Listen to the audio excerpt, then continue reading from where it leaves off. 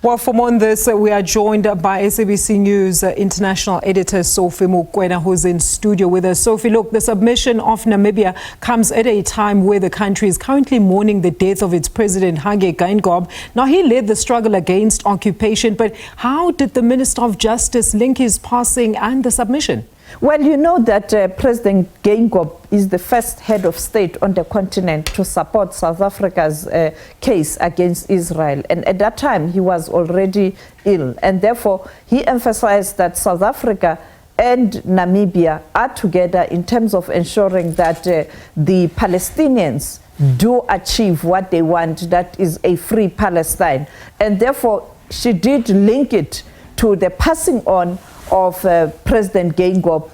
As we know that tomorrow it is official memorial, and on Sunday it is the burial. Because when I spoke to the former president of Mozambique, he also emphasized the role played by President Geingob in ensuring that there's democracy, but all injustices are not there, particularly in countries that are still being oppressed. Let's take a listen at what she had to say. I wish to first pay tribute to our late president, Dr. Hage Geingob, who passed away on 4 February 2024 and will be laid to rest this weekend.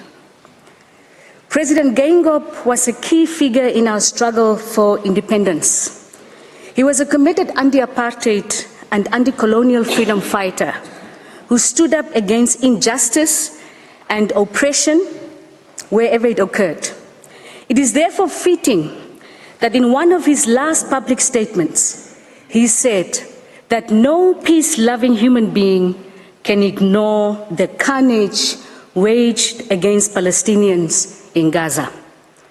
President Geingob was the representative of SWAPO and its petitioner to the United Nations from 1964 to 1971.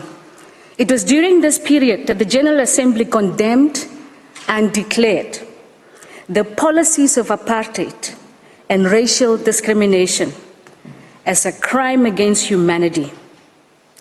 Consequently, the General Assembly also appropriately terminated the mandate in Southwest Africa.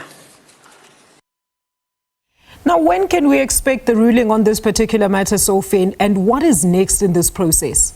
Well, the hearings are continuing on Monday. We expect the Arab League, including the AU, to make presentations, and last countries will make their presentations on Tuesday. And therefore, the panel or the judges will look at all the submissions. We will be advised in terms of when will the ruling be delivered, or perhaps the outcome, in terms of the request of the UN for legal opinion. But the critical issue right now as we speak, a delegation from Israel has just arrived in Paris, where Qatar is facilitating the ceasefire talks between Hamas and also Israel. We have countries such as the United States of America being part of this, and other stakeholders, including Egypt. And therefore, I think this weekend, the big story and all eyes will be focused on Paris during this important moment.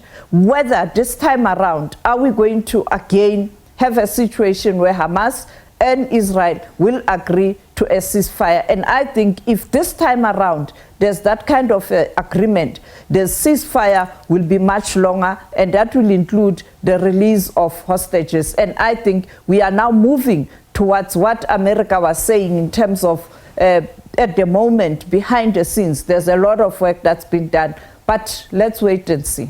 All right, we're going to leave it there. Thank you for that. That is SABC News International Editor Sophie Mokoena.